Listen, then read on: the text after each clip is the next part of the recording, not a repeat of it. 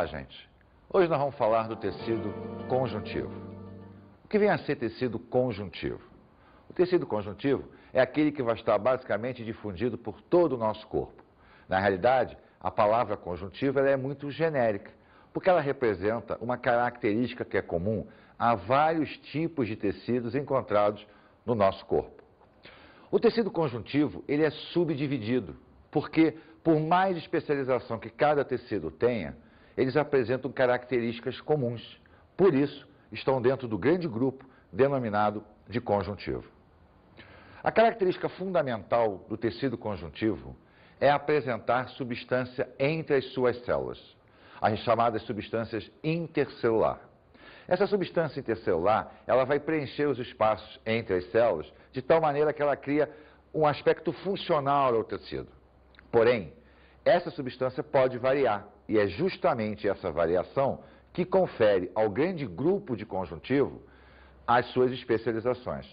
O tecido conjuntivo, ele é subdividido no chamado tecido conjuntivo propriamente dito, tecido conjuntivo batizado de adiposo, o tecido conjuntivo batizado de cartilaginoso, o tecido conjuntivo batizado de ósseo e o tecido conjuntivo chamado de hematopoético, que você conhece com o nome de tecido sanguíneo.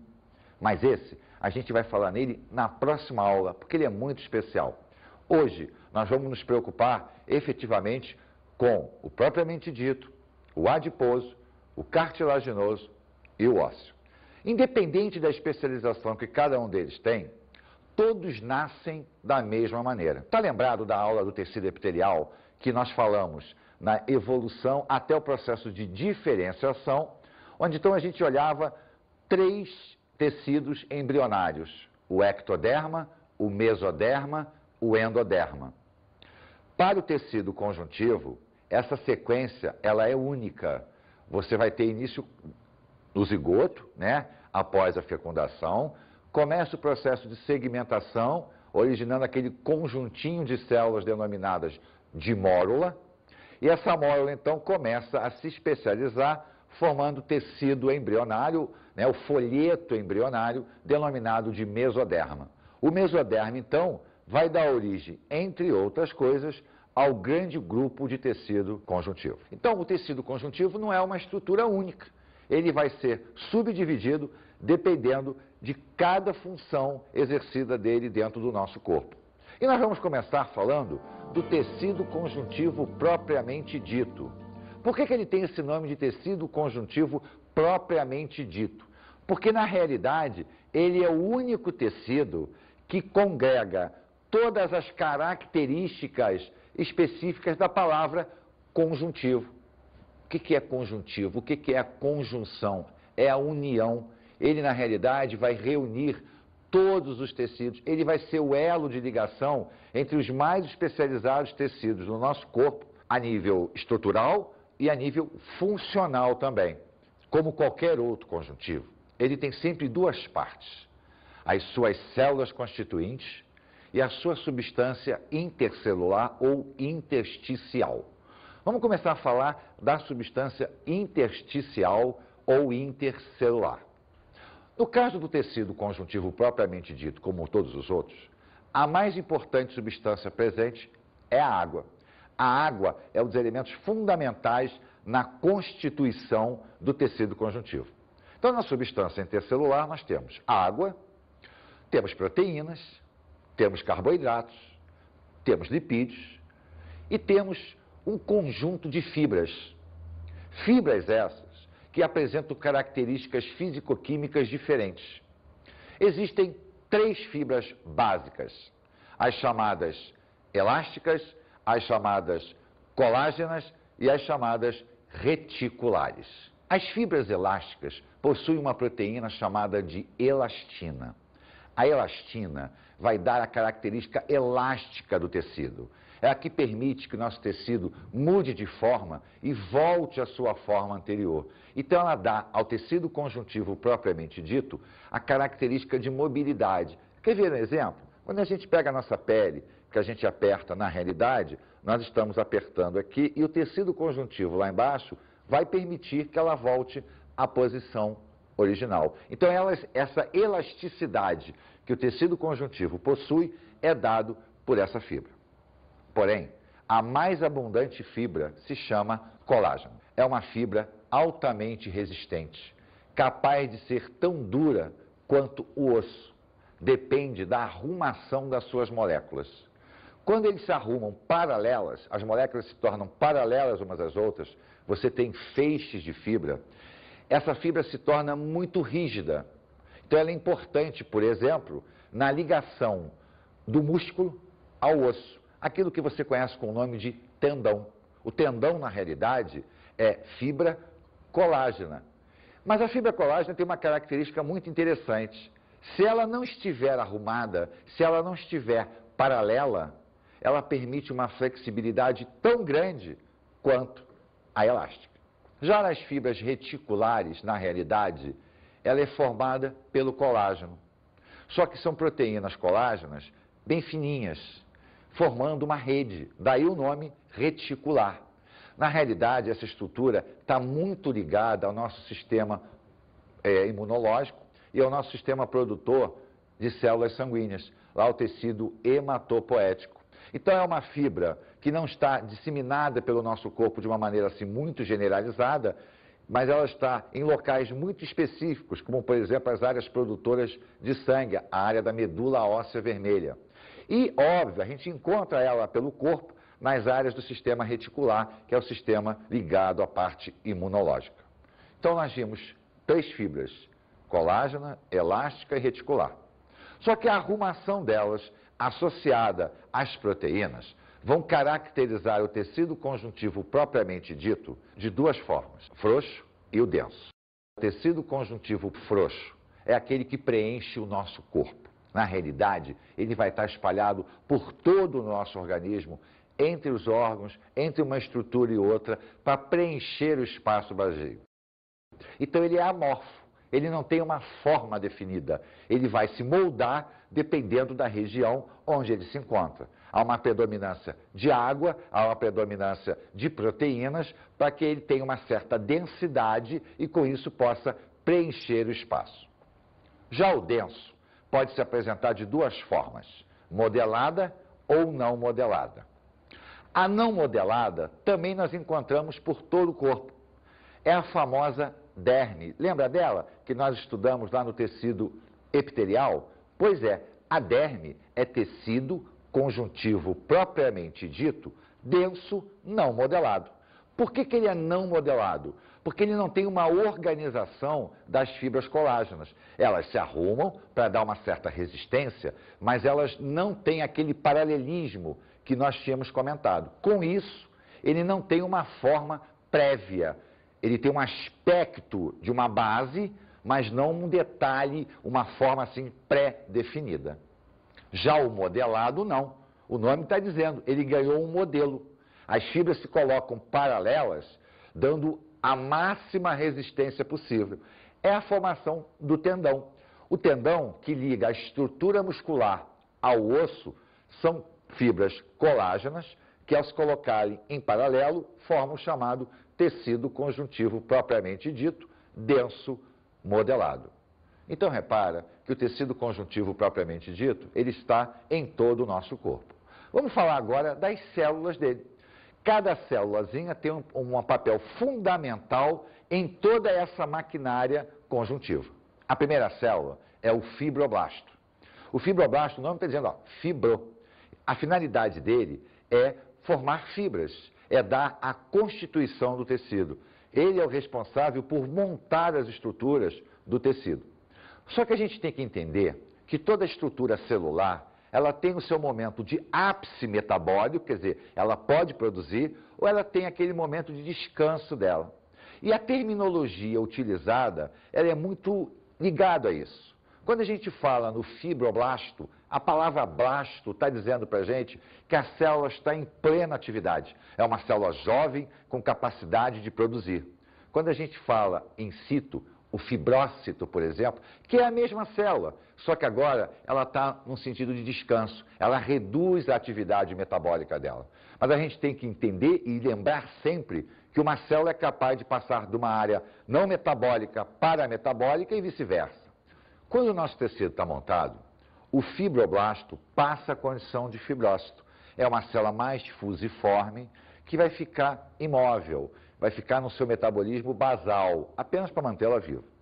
Mas numa necessidade de reposição, num processo de cicatrização, o fibrócito pode imediatamente voltar à condição de fibroblasto para sintetizar novo tecido e repor aquela perda. A nossa segunda célulazinha é o adipócito. O adipócito é uma célula globosa, gordinha, capaz de acumular gordura. Lembre-se que a gordura é a nossa reserva energética.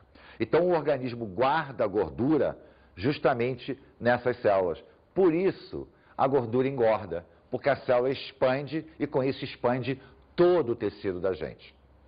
Só que para nós mamíferos, o adipócito tem uma grande função, além de guardar gordura. Ele se coloca abaixo da nossa derme, formando um tapete, um isolamento entre a nossa pele e a parte interna do nosso corpo. Essa camada de gordura, essa camada de adipócitos, ganha o nome de panículo adiposo.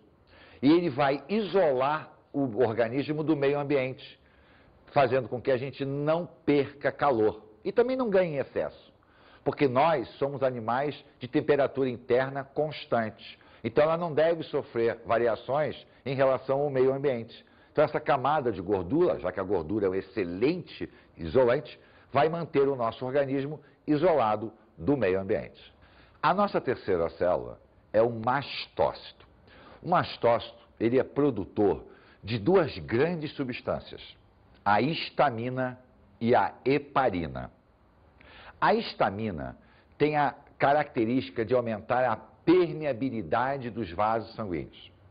Ele torna o capilar mais permeável, permitindo a saída do plasma, inundando o tecido. Isso é importante para favorecer um processo chamado de diapedese, que é a saída das células de defesa de dentro da corrente sanguínea para o tecido conjuntivo. Só que quando as células saem, o plasma sai junto, provocando então a inundação do tecido, o que caracteriza o edema. O edema, então, é a inundação do tecido por plasma, principalmente pela ação da histamina. As pessoas alérgicas têm uma resposta à histamina muito grande, por isso a região que está com alergia, ela incha. Então a histamina, ela é importante, só que ela de vez em quando cria um probleminha para o nosso organismo ao se tornar exagerado nos processos alérgicos. A outra substância é a heparina. A heparina é o nosso anticoagulante natural. Ela faz com que o nosso sangue não coagule dentro dos nossos vasos sanguíneos. Ela mantém o processo de coagulação parado, até que seja necessário. Porém, para que a heparina deixe que o processo aconteça, nós temos outras substâncias que vão inibir a sua ação. Então, o mastócito produz duas substâncias que, para o funcionamento orgânico, são essenciais: a histamina e a heparina. Acontece que nós temos um quarto grupo celular que, na realidade, ele é o stand-by, o alicerce de todo esse funcionamento, que são chamadas células mesenquimais. A finalidade delas é originar qualquer uma outra célula, porque a célula mesenquimal, ela guarda a propriedade embrionária, a propriedade de se tornar diferenciada.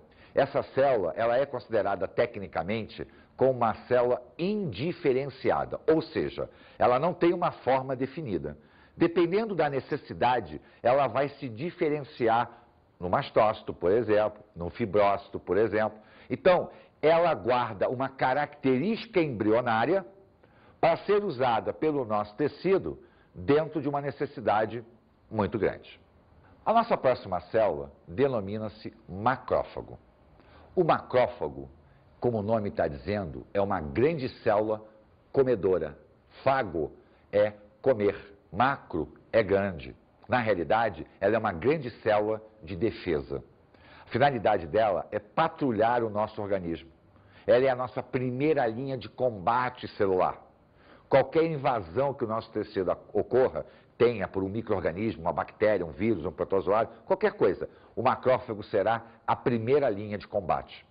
Só que essa célula não nasce no TCPD, ela nasce na corrente sanguínea, numa outra chamada de monócito. O monócito é uma célula sanguínea que migra para o TCPD e a partir daí ele sofre um processo de diferenciação, originando então o macrófago, que é uma grande célula, extremamente protetora, digamos assim, dos nossos tecidos. Falando em defesa, nós temos os leucócitos de uma maneira geral. E são células sanguíneas. Ocorre que muitas delas migram para o TCPD. O monócito, por exemplo, migra para dar origem ao macrófago. O linfócito migra para dar origem às células que vão trabalhar exclusivamente com o nosso sistema imunológico. O linfócito, ele se diferencia em linfócito T e linfócito B. O linfócito T, de uma maneira geral, ele é especializado na identificação daquela substância ou daquele micro-organismo que nos está atacando. E o linfócito B vai se transformar numa célula chamada de plasmócito, que é a produtora dos anticorpos, que são proteínas de defesa. Uma outra célulazinha sanguínea chamada de eosinófilo tem a característica de trabalhar com reações alérgicas. Ela responde na proteção do nosso organismo em produtos que nós consideramos como alérgenos ou também em infecções parasitárias. Então, quando nós temos uma eosinofilia, quer dizer, o aumento da quantidade de eosinófilos, é porque algum parasita ou alguma reação alérgica está acontecendo com a gente. E a grande, talvez a maior célula em nível quantitativo do nosso corpo são os neutrófilos. Os neutrófilos têm uma capacidade de fagocitose muito intensa. É o maior quantitativo sanguíneo e está presente no nosso tecido conjuntivo também para auxiliar os macrófagos nesse combate. Então nós temos grandes células de defesa que trabalham dentro do nosso TCPD. Acontece que o tecido conjuntivo, propriamente dito, ele está muito ligado a um processo que é o terror dos seres humanos, principalmente das mulheres, a celulite. Vamos ver o que as pessoas pensam da celulite, o que elas acham que é a celulite. Vamos à enquete.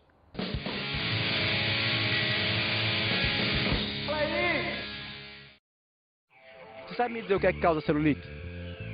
Refrigerante. Não sei, acho que fritura que deve causar. Maus hábitos alimentícios e uma predisposição genética. Uhum. Você sabe me dizer em qual tecido ela se encontra? Conjuntivo. O que causa celulite? Acho que refrigerante, má alimentação Maus hábitos alimentares. e falta de exercícios. Uma predisposição genética também, sabia? Não sabia. Isso, se você tiver na sua família alguém que já teve muita celulite, significa que você tem predisposição a ter muita celulite. Minha família é o contrário. Não tem? Não tem. Basta você agora manter uma boa alimentação e exercícios físicos. Tá certo? Sabe me dizer em qual tecido se encontra a celulite? Não sei. É um tecido conjuntivo adiposo. Importante saber disso? É útil. Gordura acumulada. E a senhora? Líquido, Falta de líquido, exercício físico. exercício físico, exatamente. E uma predisposição genética, significa a família da senhora tem? Eu acho que todas têm predisposição genética. Todas, né? Todas. Não tem uma que não tem. Tem que se cuidar. Com certeza. Você sabe me dizer em qual tecido fica a celulite? Na perna, né? A perna fica muito com onde o nome da pele? Chama-se tecido conjuntivo. É o tecido conjuntivo adiposo, que é a parte da gordura. Uhum. Certo. Dizem que é refrigerante, né? Mas acho que não tem nada a ver. Maus hábitos alimentares também. Também. Sedentarismo Com certeza. e uma predisposição genética. Também. Na sua família, tem muitas mulheres com celulite? Não. E na sua? É difícil mulher não ter celulite, né? Acho que um pedacinho, né? Sempre tem um pouquinho, mas não aquelas coisas de laranja, aqueles buracão. Dizer onde fica esse pedacinho de celulite na sua família? Qual o tecido?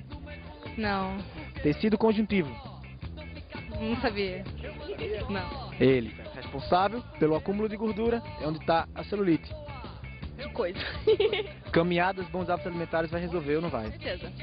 Malhação, cuidar. Fundamental, né? É fundamental uma caminhada, porque para não ficar aquela coisa, né? Mole, feia.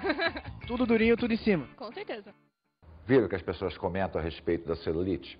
Na realidade, a palavra celulite significa um processo inflamatório, né? A palavra que termina em ite está mostrando para a gente que é um mecanismo inflamatório. Só que as causas reais da celulite ainda são muito discutidas. Sabe-se que não é apenas um processo de gordura, acúmulo de gordura, e sim vários fatores que predispõem uma alteração na irregularidade das camadas conjuntivas. Então você tem problemas de ordem genética, alimentar, de trabalho, né? Então a postura da gente também. Então a celulite é um processo muito complexo e que hoje em dia já existem tratamentos que melhoram. Mas existem pessoas com uma predisposição genética tão intensa que até o tratamento se torna dificultoso. Vamos falar agora do tecido conjuntivo chamado de tecido adiposo. Na realidade, esse tecido adiposo, ele é a arrumação das células adiposas, que nós encontramos no TCPD, né? Então, o tecido adiposo é quando as células adiposas se arrumam numa região abaixo da derme, que nós chamávamos de hipoderme. Hoje, modernamente, a gente se refere a essa região chamada de tecido celular subcutâneo. Na realidade, ele é o panículo adiposo, aquela camada de gordura que isola o meio interno do nosso organismo do meio externo. Então, ele é extremamente importante para os mamíferos, visto que os mamíferos são animais endotermos, temperatura interna é constante. Além disso, é a região onde nós guardamos gordura, a nossa reserva energética. Então, o tecido adiposo, ele se confunde muito com o tecido propriamente dito, né? O conjuntivo propriamente dito. O terceiro tecido é o chamado tecido cartilaginoso.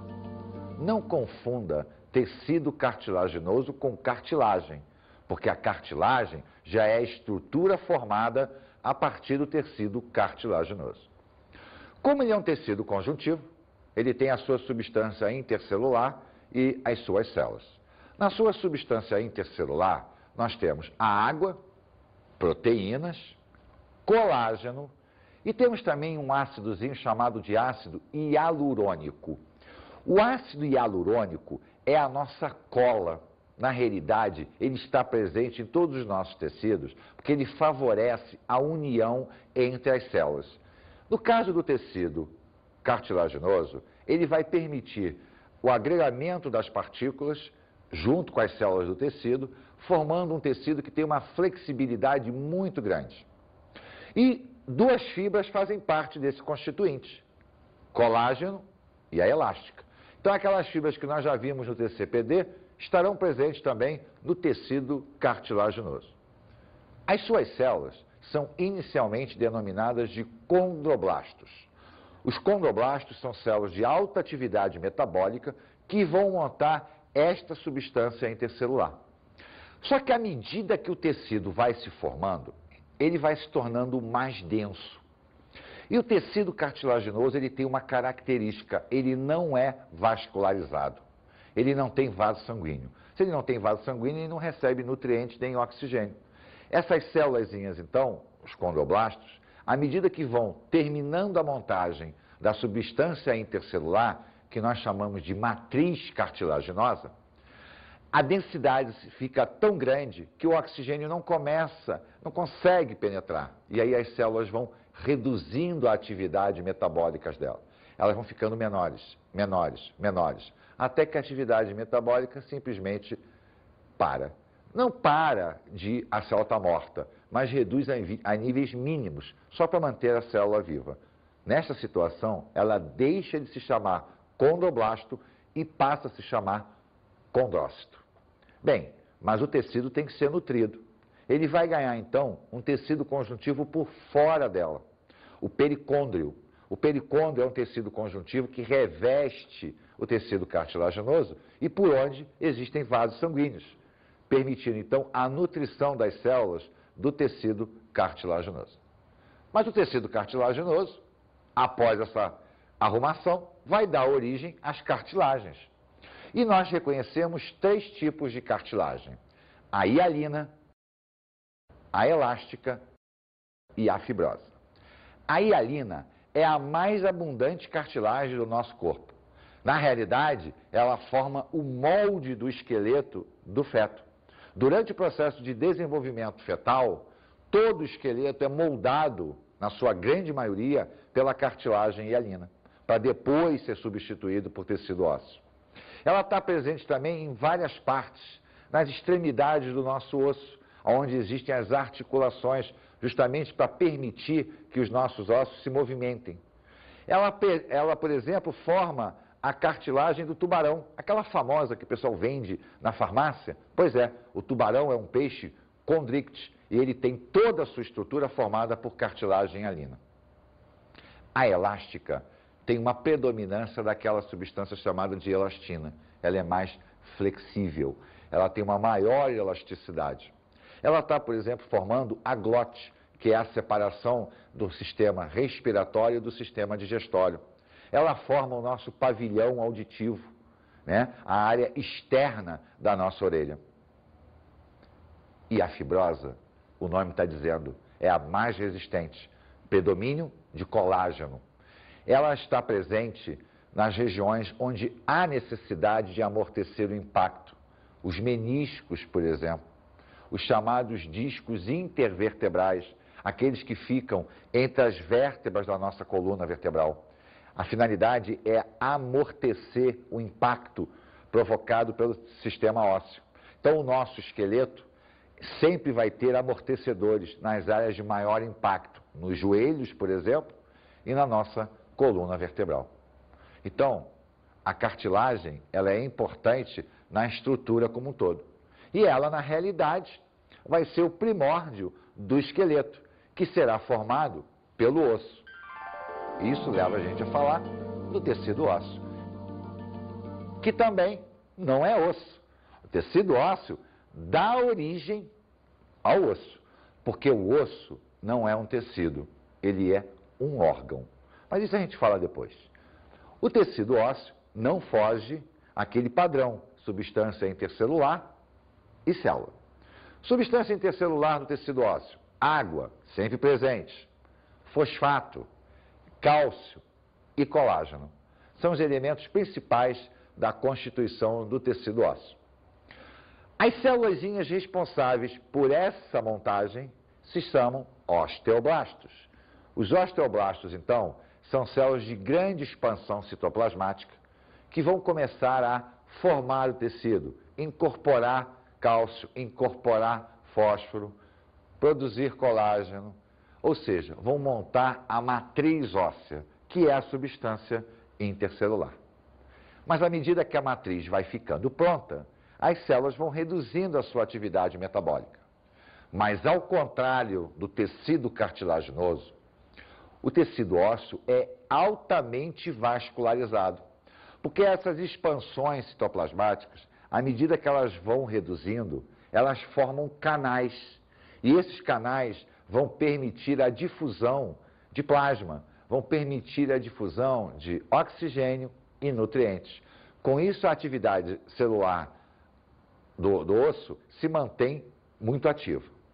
Bem, só que o osteoblasto, ao reduzir a atividade metabólica, se torna um osteócito, que vai ficar, então, quietinho. É uma célula aspecto mais redondinho, que se mantém quieto até que haja necessidade de uma nova ativação, no caso, por exemplo, de uma fratura. Mas acontece o seguinte: vai surgir aí um terceiro elemento, aquele elemento que vai fazer a transição entre o molde cartilaginoso e o osso propriamente dito. Mas antes da gente falar nesse elemento, eu comentei que tecido ósseo não era osso. Porque à medida que o tecido ósseo vai se formando, ele vai criando uma forma para dar origem ao osso. Esse processo se chama ossificação. Bem, a terceira célulazinha envolvida nessa confusão de tecido ósseo se chama osteoclasto. A finalidade dela é retirar o molde e permitir que o osteoblasto monte o tecido ósseo. Esse processo, a ossificação, Na realidade, é a troca. Tira-se um molde e coloca-se o tecido ósseo. Existem dois tipos de ossificação, a chamada endocondral e a chamada membranosa. A endocondral é quando o molde é de cartilagem. Então você tem um molde cartilaginoso, inicia-se pontos de ossificação dentro desse molde, onde os osteoclastos vão comendo, vão tirando o molde, enquanto os osteoblastos vão montando o tecido ósseo. A membranosa é quando o molde não é de cartilagem, ele é de colágeno. Então existem, por exemplo, os ossos chatos que formam o nosso crânio, a formação básica é de colágeno, mas o processo é semelhante. Os osteoclastos vão tirando o molde, enquanto os osteoblastos vão montando o tecido ósseo. Independente dela ser endocondral ou membranosa, todas as duas são processos de ossificação, onde o nosso molde fetal vai dar origem ao osso. O osso, ele deixa de ser um tecido.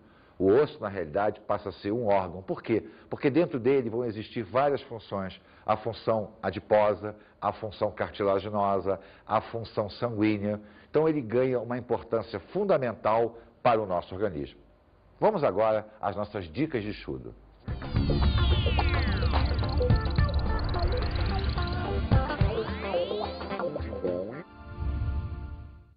Bem, hoje nós falamos do tecido conjuntivo. Então estude o tecido conjuntivo, as características gerais.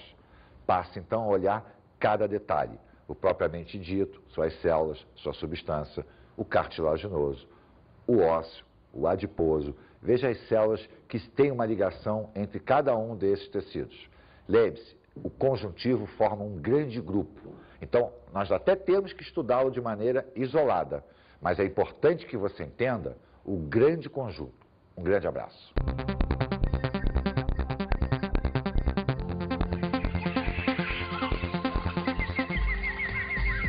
Na aula de hoje, conhecemos o tecido conjuntivo. Falamos do tecido conjuntivo como um todo. Vimos as suas características físico-químicas, suas células constituintes. Vimos a subdivisão do tecido conjuntivo, no propriamente dito, cartilaginoso, ósseo e no adiposo. Vimos que cada tecido desse tem as suas células e a sua substância intercelular. Bons estudos!